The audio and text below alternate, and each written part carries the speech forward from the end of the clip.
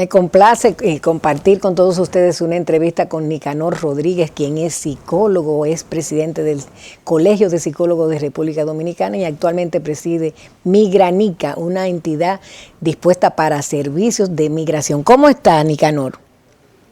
Muy bien. Y muy positivo, porque usted siempre es muy positivo. Quisiera estar mejor, pero un asunto de hermandad y de solidaridad no disminuye ese bienestar. Me refiero al caso venezolano. Claro. Puede pasar a cualquiera. Y la solidaridad en este momento es la única arma que tenemos para ayudar a enfrentar una situación tan delicada como la que se vive en Venezuela, pero estamos bien. Así es, y justamente yo quería comenzar el día de hoy nuestra entrevista con el caso venezolano que nos ha conmovido a todos, que ha llenado de pena, pero también de mucha solidaridad a todo el mundo por una situación que ocurrió durante estos 2 meses impresionantes, porque ocurrieron casi concatenados. Dicen que es la primera vez que ocurre un fenómeno como eso, correcto. Y ha creado una destrucción increíble en ese país, un país al que República Dominicana tiene un deber, una unión, porque el padre de la patria, Juan Pablo Duarte, fue acogido por Venezuela y allá se le dieron todos los honores a nuestro padre de la patria. O sea que nosotros tenemos deuda de gratitud y de amor y sobre todo ahora de solidaridad frente a la tragedia que nos ha pasado. ¿Cómo usted vio la situación de este sismo? Hay hechos históricos que mancomunan la relación con Venezuela. Así es. Independientemente, más aún la que usted refleja, toda aquella solidaridad de independencia, todas aquellas situaciones que estuvieron enfocadas en los parámetros de solidaridad internacional. Claro. Últimamente, en los años 70, 80, con el problema que teníamos aquí, Venezuela fue un estandarte del soporte para nuestra democracia, con la participación de José Francisco Peña Gómez y la Internacional Socialista. Venezuela estuvo en primera línea apoyando una búsqueda de soluciones para una alternabilidad democrática en República Dominicana. También apoyó el petróleo que nos enviaba a precio preferencial. Posteriormente nos dio como un espacio de respiración cuando había una situación crítica en términos económicos, y todas esas son cosas que van mancomunando eventos de solidaridad, de hermandad, de cercanía. Y hoy le corresponde a ellos que nosotros, en la medida de lo posible, y el mundo entienda que hay una tragedia. Y esa tragedia tiene varios ciclos y varias etapas. Una de ellas es la material, pero la que trasciende la frontera, no solamente para los afectados, para el mundo, es la convicción psicológica de las consecuencias que ese fenómeno deja en las huellas humanas, la psiqui de todas las personas. Y eso yo creo que es lo que usted vamos a tratar en este momento aquí, dentro del enfoque de salud mental y esas cosas, ¿no? Así es. ¿Cómo manejar una situación de tanta pena en una población, usted como psicólogo? Mire, los datos ahora mismo indican que la situación es muy elevada. No es un hecho aislado, es un hecho que materialmente va a significar mucho para Venezuela, en tiempo, dinero, esfuerzo, sacrificio, y como decía Churchill, agregarle lágrimas. Es decir, se dan fenómenos muy desorientadores en una situación así. Todavía se está en desarrollo del proceso, porque imagínense todos esos escombros y todas esas situaciones, naturalmente... ¿Cómo reconstruir todo lo que se destruyó? Es un asunto de tiempo, es un asunto de tiempo, porque eso le ha costado mucho tiempo a cualquier nación. ¿Dónde van a vivir todas esas personas que tenían sus casas? Aquí tenemos algunas imágenes, mire. Eso altera todo el componente de una sociedad, de un país que ha tenido problemas en los últimos años, y esto agrega una dificultad mayor. Así es. Entonces, verlo desde la perspectiva psicológica, pues tendríamos que decir que a partir de ahora se inicia una etapa traumática, postraumática de ese evento, que será tan fuerte en la psiqui de ellos y del mundo, en la medida que usted observa esas imágenes, está entendiendo y está observando y pensando probablemente en términos de empatía. ¿Y si fuéramos nosotros? ¿Y si fuéramos nosotros? ¿Y si nos pasara a nosotros? No, y entonces usted dice, ¿y estuviéramos vivos? Sí. ¿Cómo estuviéramos? Entonces eso trae mayor empatía. Porque entonces hay que reflexionar de que esa circunstancia donde yo hubiese tenido la oportunidad de estar si me toca a mí. Mire, Nicanor, hay un video que pude ver y yo quisiera que pudiéramos compartir con nuestros televidentes que refleja el drama humano, la solidaridad, el amor de una parejita de ancianos o adultos mayores, como le decimos ahora, en el que hay muchos reflejos de esa solidaridad, de esa necesidad del amor, de cómo necesitamos protección unos con otros. Ojalá que Rafael pueda compartirnos ahora con sonido este video que a mí, de todo lo que vi, me conmovió tanto, me conmovió impresionantemente. Ojalá tenga sonido.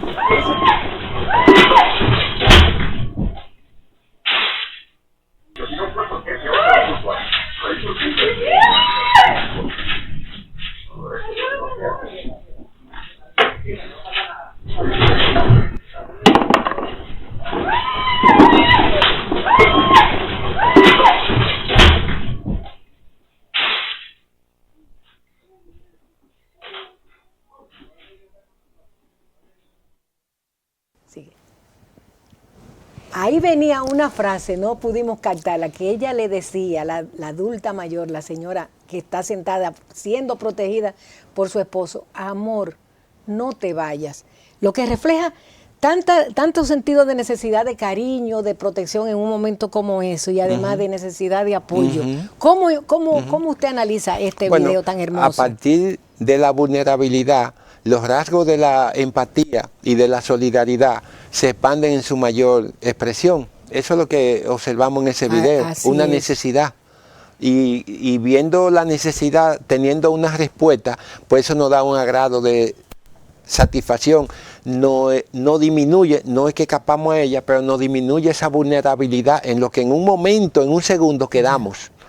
Esa señora no se podía ni mover bien, como se puede observar, pero el Señor, él la protegió, pero el Señor fue en su auxilio, el Señor, y eso le despeja mentalmente el esquema de imposibilidad y se ancla de esos elementos de solidaridad, de empatía, de amor, de confraternidad, de compartir.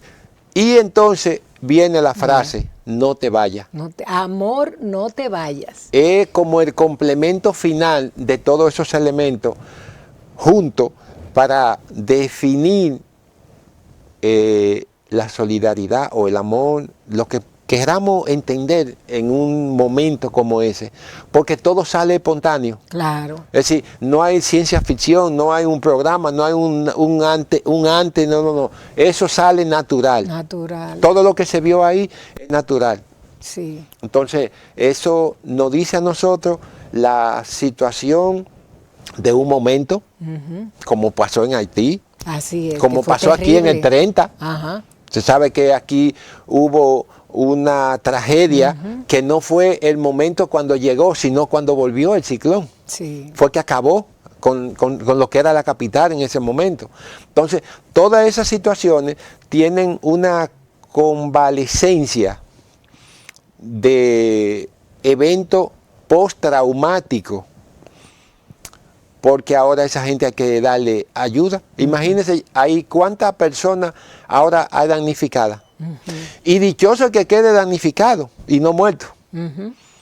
Los familiares que ahora estarán en esos escombros sin poderse comunicar. Por ejemplo, niños que habrán perdido sus que padres, no saben dónde está su sabe padre. ¿Quién va a ayudarlos a seguir viviendo? Correcto, niños que quedan en la huerfandad. Todo un escenario que altera la composición humana de la psique y por vía de consecuencia todo el aparato psicológico y emocional de un evento como ese. Usted se dará cuenta que en un evento como ese, entonces hay un impulso nuevo de trauma, porque vivimos en una situación que cada día tenemos mayores consecuencias traumáticas sociales que nos alteran. Ahí tuvimos la pandemia, que fue un evento traumático global. Y ese evento global hace posible que todos tengamos. Ahora, este se refleja con un evento particular a un pueblo. Pero ese evento particular de Venezuela se filtra y camina, porque esa foto han caminado todo el mundo. Así como tuvo ese impacto con usted, esa foto. Fue impresionante para mí ver los escombros tienen otra actitud, porque usted ha visto aquí la parte humana. La gente va a ver en los escombros esa imposibilidad de darle una solución a un problema que no estaba previsto. Claro. Y eso traerá en el concepto de la psicología un análisis más profundo. Venezuela estaba imbuida en una condición de trauma social. Ahora tenemos una condición que agudiza el problema y es humana ahora. Bien, vamos a verlo luego de la pausa comercial. No se vayan. Conversamos en el día de hoy con el psicólogo Nicanor Rodríguez, quien es también presidente de Migranica, que trata temas de migración. Yo quisiera que retomáramos el caso de Venezuela desde el punto de vista de la salud mental. ¿Cómo los psicólogos apoyan los tratamientos para restablecer la alegría, el positivismo, el sentido de que la vida sigue y hay que continuarla con un caso como este de Venezuela? El caso de Venezuela, y es un caso de salud mental, es la segunda etapa que viene, igual que la pandemia. La segunda etapa fue la segunda pandemia. Entonces, en este momento, la segunda etapa de esa desgracia es la restauración de esos problemas psicológicos que quedan. Y en ese ambiente, en esas circunstancias, naturalmente nosotros tenemos que buscar. Ya pasó el hecho. El hecho no lo podemos determinar, no lo podemos volver. Las causas fueron naturales. ¿Cómo vamos ahora a hacer para levantar esa posibilidad de cambiar lo que nos ha destruido?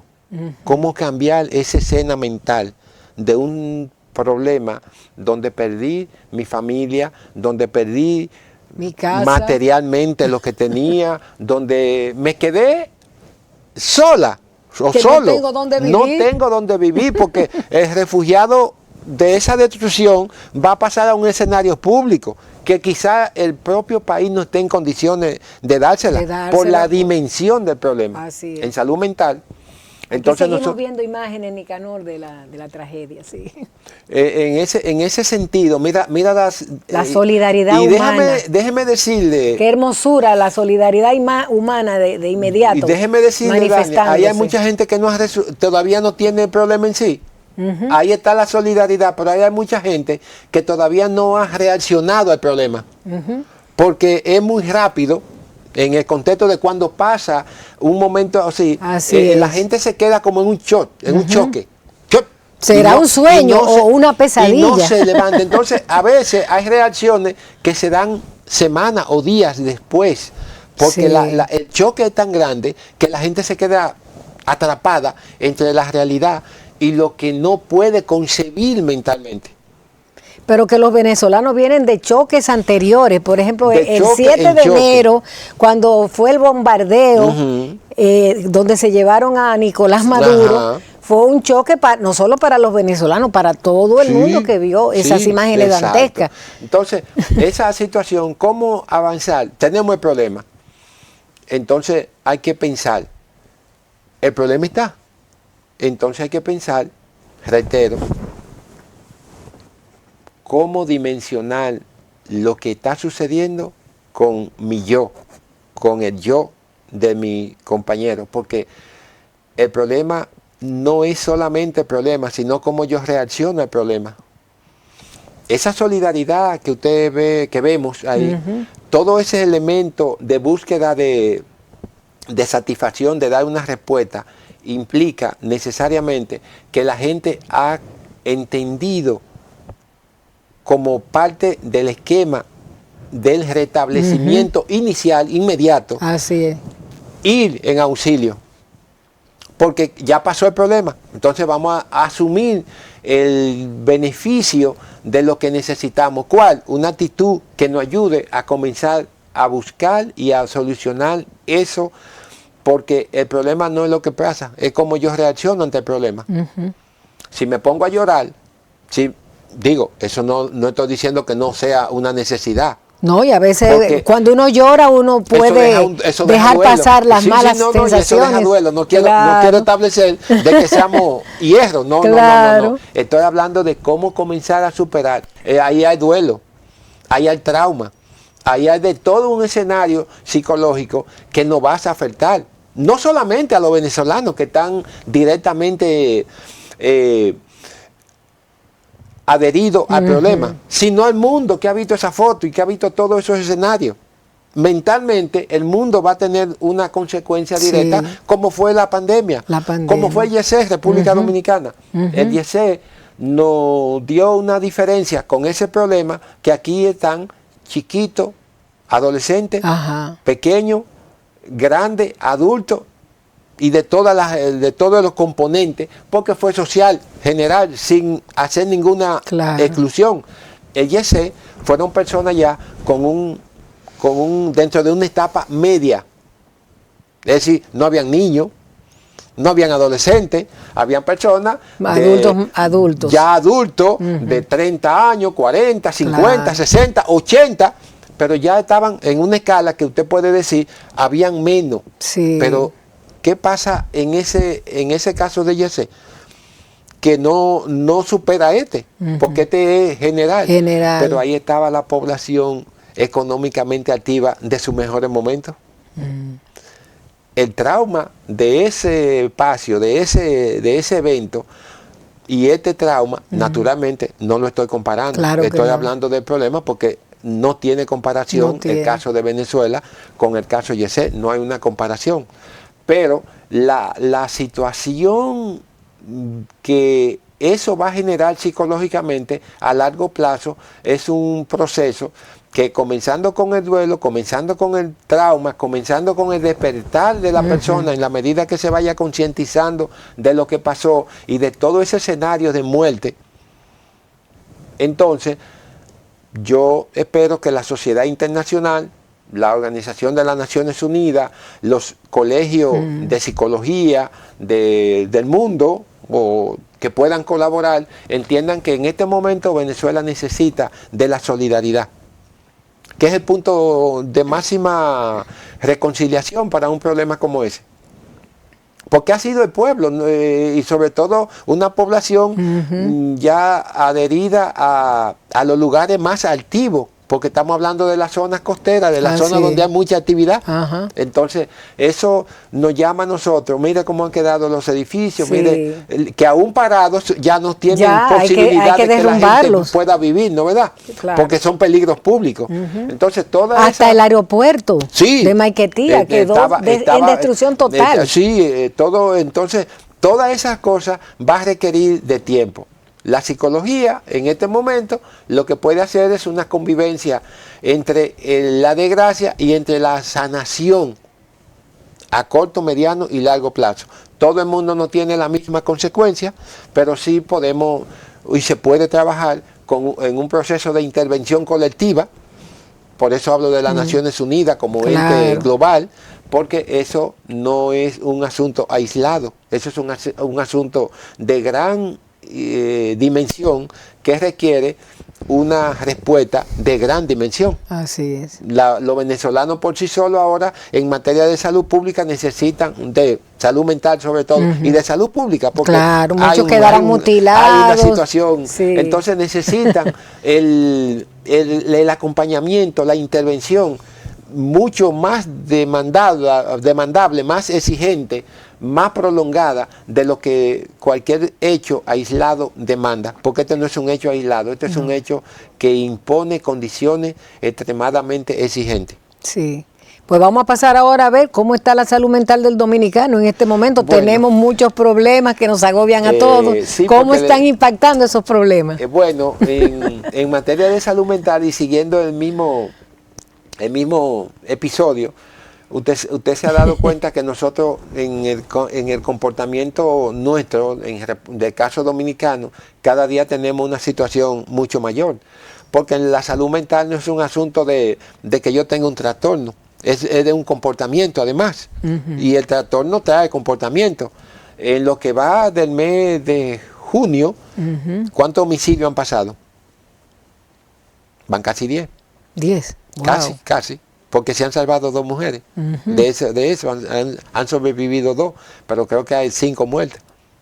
Si en lo que usted y yo estamos hablando aquí no es un momento de... que Dios quiera que no. Y que Dios nos acompañe. Entonces, toda esa situación, cuando usted sale a la calle, el nivel de inseguridad propio que usted hasta en su casa se encuentra en una condición. Mire el hecho de lo que pasó en el Naco con el joven que mutiló a una persona que lo han declarado incompetente en los tribunales. Creo que lo mandaron a un centro de rehabilitación, pero usted se recuerda de la doctora que era miembro del Ejército Nacional, que mató a su hija. Sí. Entonces usted ve el tránsito, porque aunque usted quiera no salir, tiene que salir de un momento a otro. Cómo se comparte el esquema del comportamiento, de la ira, de todos esos elementos dentro de un esquema de no darle una respuesta socialmente aceptable. Y entonces usted ve que las autoridades tienen un esquema como disminuido a un problema tan prolongado y tan grande. ¿Qué está sucediendo con la salud pública? Esa es una respuesta que habría que darle y preguntarle a las autoridades. Por ejemplo, la policía, y muy específicamente la policía, pero vamos a englobar las instituciones armadas. Hay un problema. En cada evento, de 3, 4, 5 eventos, usted encuentra que hay vinculado un militar. Pero hay un problema, hay una situación que está encaminada a ir resolviendo la problemática de transformación de la policía, para serle específico. ¿Dónde está la psicología en esa transformación? Porque yo he visto en el estudio que se ha hecho, por ejemplo, que lo que se está hablando es de cambiar comportamiento de ropa, vestuario, y eso no va a ser... Lo exterior. No, entonces eso no es lo que necesita una persona con situaciones bien compleja, cuando está trabajando con personas y ese tratamiento altera esa psique continua. Entonces, la intervención es necesaria para la transformación. Lo que hemos visto entre lo que va el proceso de transformación y la realidad nos está diciendo a nosotros que el proceso de cambio es muy reducido, porque no hay intervención. ¿Cómo no? Bien, le propongo una pausa y retornamos con nuestros invitados. Bye. Nos vemos ahora. Nicanor Rodríguez, quien es psicólogo, es nuestro invitado en el día de hoy. Yo quiero ahora llevarlo a un tema nuevo para él y para nosotros, que no sabíamos que él estaba trabajando en esta área, en el área de la migración, a través de una empresa que se llama justamente Migranica. ¿Por qué Migranica? Dígame, Nicanor. Yo tengo una firma de abogado que se llama Nicanor Firma de Abogado. Y tenemos un múltiple servicio que damos. Y en el esquema de los servicios, yo me he dado cuenta de debilidades. El factor humano, particularmente nosotros, yo le doy mucha trascendencia, porque el ser humano debe ser tratado con la dignidad que merece, independientemente de su estatus social, o económico o educativo. Eso, la condición humana es preponderante. Es solo el hecho de condición humana. Eso es determinante. Respeto, y tiene que entender que es una persona. Entonces, yo dando esos servicios, teniendo la condición de psicólogo, que puedo observar el comportamiento humano y dar una solución reflexiva, con más profundidad en la observación, con el esquema legal. Entonces, adherido con la comunicación y con las ciencias políticas, que también estudié, pues eso me ha inducido a mí a abrir un nuevo escenario dentro de la misma firma de abogados, de un concepto que se llama Migranica. ¿Por qué el concepto está al margen de eso? porque es una área con mucho más sensibilidad y con mucho más particularidad. Migranica es un concepto de llevarle a la persona la educación, los modelos, es un modelo más que un simple, es un modelo que está basado en diferentes conceptualidad, incluso con derecho de autor reservado y ya legalmente registrado. Yeah. Entonces, ese concepto, si nosotros evaluamos el concepto migración a nivel del mundo y yéndonos a las estadísticas de las Naciones Unidas, pues nosotros vemos que una tercera parte, un 3%, un 4% de la población se está moviendo alrededor de la migración. Estamos hablando de más de 300 millones de personas que hoy se mueven en el mundo por una condición legal o por una condición de ilegalidad. En este caso hay una condición que las restricciones, las limitaciones de acceso a la legalidad impulsan a la gente a caminar más por el camino de la ilegalidad. Porque el hecho mismo de la propia desigualdad social, usted sabe que para usted ir delante de un cónsul a solicitar una visa, usted tiene que cumplir con una serie de requisitos. Y esos requisitos, en muchas ocasiones, el que quiere viajar no lo cumple. Porque el Estado receptor no quiere una gente que vaya a quitarle, sino que le vaya a dar. Claro. Pero usted sabe cuánto moviliza el concepto migración hoy en el mundo. ¿Cuánto? Y República Dominicana es un ejemplo en el crecimiento de la economía, porque ¿cuáles son los pilares que tiene la República Dominicana? Turismo, servicio y remesa. Sí. Son los tres pilares. La agricultura es un punto que no contribuye como contribuía antes. Cuando teníamos una economía basada básicamente en un proceso de autarquía, de autoproducción. Sí. Hoy el mundo ha cambiado y República Dominicana ha cambiado. Entonces, el mundo está moviendo 900 mil millones de dólares alrededor de lo que es la migración. Eso es mucho, porque mire, 4 mil millones que vienen a República Dominicana en remesa, nos mantienen una economía en un estado saludable, de crecimiento continuo. ¿Cuánto impacta ese calendario de personas, esa comunidad internacional en el elemento de crecimiento de nuestra economía? 4 mil millones de pesos. Se asocia con el turismo y se asocia con el servicio. Entonces nosotros vamos caminando a mostrar una serie de elementos que como isla nos dan mucho beneficio. Aquí hay mucha montaña, aquí hay mucha agua, mucho mare, mucha playa, que eso le gusta al europeo, al norteamericano, en fin. Entonces, esas son cosas. Punta Cana es un ejemplo. Samaná es otro ejemplo. Puerto Plata es otro ejemplo. Y múltiples zonas. El turismo de montaña también ha estado incrementándose. En Constanza y Jarabacoa. Constanza, Jarabacoa. Yo, en el caso mío en particular, que soy un asiduo viajante al Pico Duarte, me he dado cuenta de que eso se incrementa. Constanza, de Jarabacoa, de Ocoa a subir a Constanza por las pirámides. San José de las Matas también. San José de la Mata, que es un punto también para subir al Pico Duarte.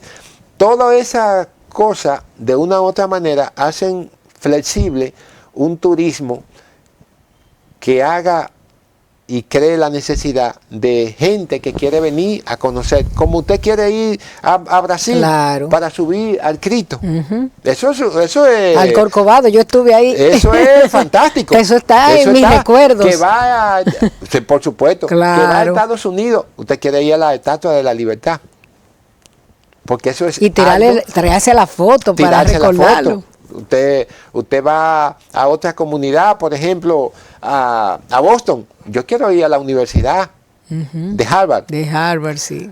Usted va a Filadelfia, yo quiero ir al Monumento de la Libertad, donde está Benjamin Franklin, donde están George Washington, donde están esa gente, los padres fundadores que inspiraron esa gran nación. Sí. Entonces, todas esas cosas hacen que la persona cada día, en diferentes dimensiones, porque el turismo o el desplazamiento de personas se da por diferentes causas.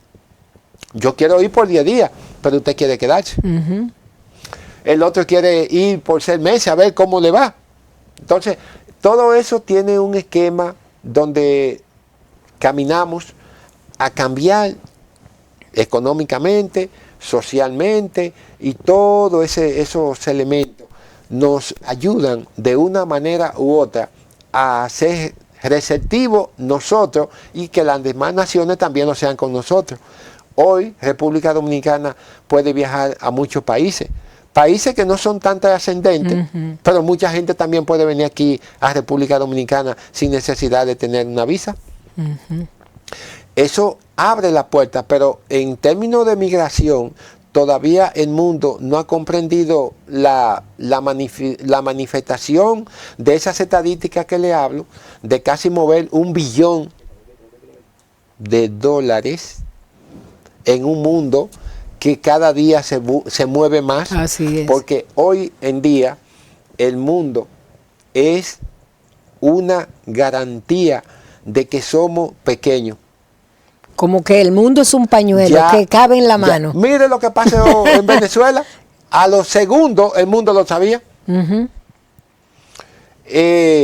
Cuando acontecía un evento, y hablo del siglo pasado, por ejemplo en el 50, 1950, cuando el Papa hablaba, usted se daba cuenta 6 meses después que el Papa dijo algo. Y ahora es instantáneo. Entonces, hemos cambiado. Ahora, ¿qué nos falta cambiar? Nosotros tenemos que adaptarnos a ese nuevo mundo que tenemos. Así y esa es ahora la exigencia. Y eso ha traído un cambio en el pensar del ciudadano del mundo. Y por eso usted ve que más de 300 millones de personas están movilizándose en el mundo. Casi un 4% de la población mundial. Eso es significativo. Claro. Ahora, ¿qué aporte tenemos en Dominicana y qué aporte nos dan otros países?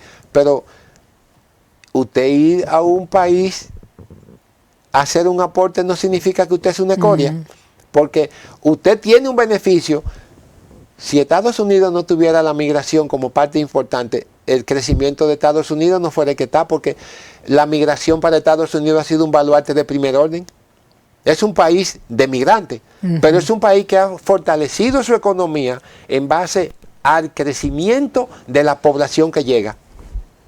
Bien. Y eso va unido para Europa, que hay una situación muy difícil con los inmigrantes, pero entonces las vías de acceso están en una situación de limitación. Por eso la gente busca tanta alternativa ilegal. Por ejemplo, usted ha oído hablar de Marién. Eso es inhumano. Dicen que es uno de los lugares más inhóspitos que tiene el mundo. Pero la gente se va peligrosos. Por ahí, y más peligroso. Porque eso es montaña y todo, que usted no sabe con qué se va a topetrar. Serpientes. Usted ha visto niños andando ahí. Sí. Entonces cuando usted ve eso, usted dice, wow, qué desesperación. Bien.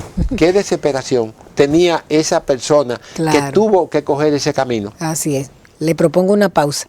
Volvemos y yo la acepto. Luego de un instante. No se vaya. Nicanor Rodríguez, psicólogo, es nuestro invitado en el día de hoy, presidente de Migranica. Y justamente, Nicanor, yo quisiera que compartiera con mis televidentes cuáles son los servicios que ofrece Migranica. Migranica es una entidad asociada a la firma de Nicanor, firma de abogado, y es un instrumento que está asociado a ayudar a la persona. Es un negocio, pero tiene una condición humana que nosotros visualizamos y respetamos e incorporamos a los servicios. Por ejemplo, la gente en el componente de viaje se enfoca mucho en los documentos, tienen importancia, pero ¿qué hace usted con un documento cuando usted no lo puede defender con la normalidad que implica cuando usted esté frente a un cónsul. Eso requiere de cierta intervención.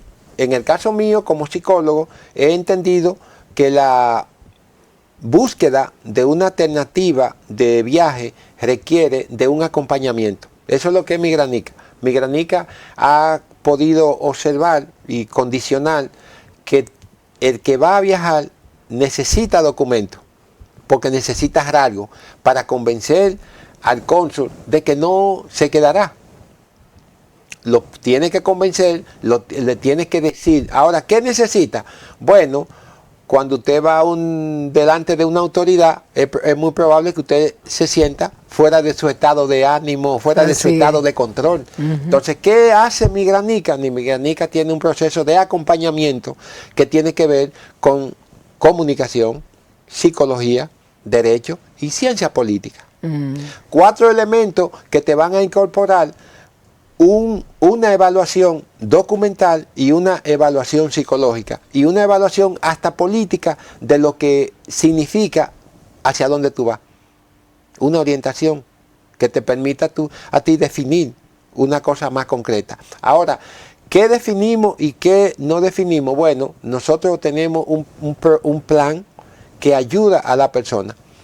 Los documentos se construyen, pero la coherencia de una entrevista no se construye.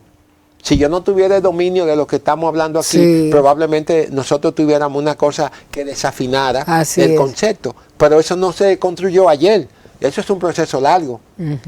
Es un proceso que ha venido retomando en el tiempo. Entonces, en este caso, nosotros tenemos cómo superar el estrés, cómo afianzar coherencia comunicativa, cómo reducir los niveles de ansiedad, cómo afrontar la resiliencia para preguntas incómodas. Es decir, cuando una persona llega al consulado y lo recibe el cónsul, lo primero que te pone es una pregunta para confrontarte, para que tú le respondas, y ahí llega el problema de que tú no tienes la manera como decirle a él de una manera lógica lo que él te está induciendo de manera negativa.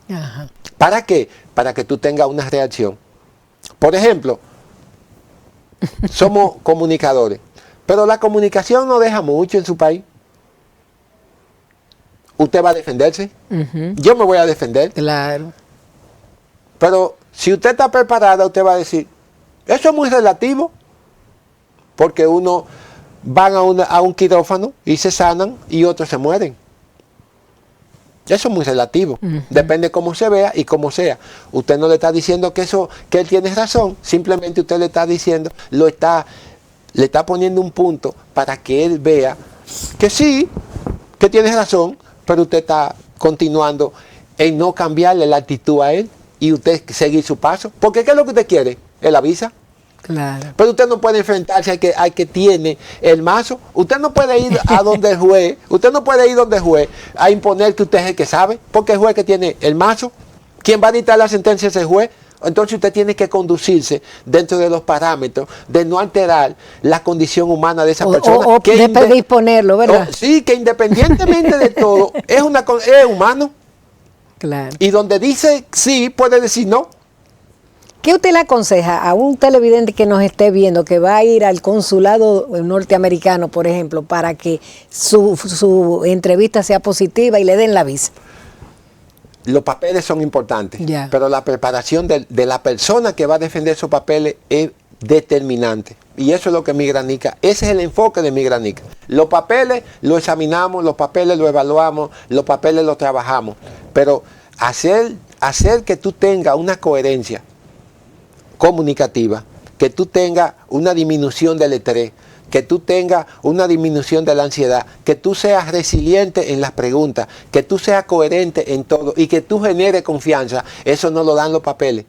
Eso lo da el estado emocional y el estado de preparación interna que tú tengas. Pero la gente siempre va nerviosa a pedir visa, precisamente, porque cuando usted está frente a una autoridad, ¿qué es lo que usted siente? Miedo. Usted siente miedo. Claro, entonces, miedo. Miedo a que te rechacen. Un cónsul es una autoridad. Y él tiene lo que usted necesita. Entonces, frente a ese escenario, usted se da cuenta que hay cosas que a veces no se dan por lo que tú tienes, sino por la forma como tú defiendes lo que tienes. Por ejemplo, usted o yo tenemos un trabajador o una trabajadora que nos acompaña en la casa, en los servicios, y ella va al consulado y le dan la visa, y usted va o yo voy y nos la niegan. ¿Qué pasó? Ajá, ¿qué pasó? Dígame. Porque se entiende que usted tiene o yo tengo más estatus que ella. Si es por estatus, entonces debieron de haberme la dado a mí y no habérsela dado a él. ¿Qué generó? Usted tiene que generar confianza. Yeah. Usted tiene que generar la idea de que usted no se le va a quedar en un país cuando usted va a solicitar una visa. Usted tiene que generar estabilidad. ¿Cómo se refleja? La conversación no verbal refleja mucho más. El lenguaje corporal. El lenguaje corporal refleja mucho más que lo que usted y yo estamos hablando. La comunicación, la coherencia de lo que usted dice, de lo que no dice, es un resultado directo de la confianza que yo que usted me va a transmitir a mí en 2 o 3 minutos que estemos. Ya. Porque el cónsul antes de llegar a ti ya te ha hecho una evaluación. Claro, ya tiene el expediente. Ya tiene un RILAT para hacerte esa ronda. Entonces, todas esas cosas acompañadas de un acompañamiento que te ayude psicológicamente, emocionalmente y legalmente, porque trabajamos los papeles. Pero la segunda etapa es más preponderante que los papeles. Todo el mundo lleva papeles. Ahora, ¿cómo yo voy a defender esos papeles? La diferencia. Yeah. ¿Qué tanto voy a imprimir? ¿Qué confianza le voy a dar? Porque cuando usted llega ya el cónsul sabe lo que usted le mandó. La pregunta del millón. ¿Por qué un cónsul niega una visa?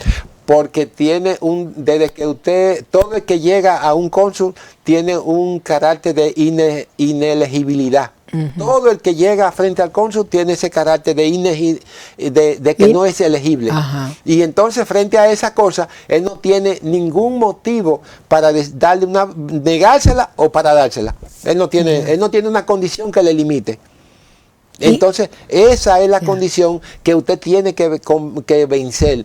Por ejemplo, usted fue a la universidad. Claro. El primer día, yo se lo decía a mi alumno cuando daba clase.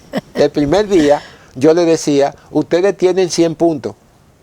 Si yo tuviera que evaluarlo a ustedes hoy, yo le diera 100 puntos. A todos. Porque estamos comenzando. Claro. Ahora, el problema de ustedes es cuánto ustedes quieren retener. Y eso está entonces avalado, cuánto tengo que estudiar, qué comportamiento tengo, qué hacer, las tareas, cómo voy las exposiciones, todo un elemento que van a decir, yo quiero 70, yo quiero 80, yo quiero 90, yo quiero 99. Pero hay que ganárselo. Hay que ganárselo. Entonces usted tiene que convencer a ese cónsul que tiene lo que usted quiere, ¿con qué? Generándole confianza. ¿Y dónde está la confianza? Que en primer lugar usted le demuestre que no se quiere quedar. Parece que yo he tenido confianza porque nunca me la han negado. Por supuesto, no se la van a negar, y es probable que no se la nieguen, pero usted tiene los dominios de eso. Claro. A mí me llamó en estos días, en una promoción que estábamos haciendo, una persona, y me dice, yo quiero una visa a tal país.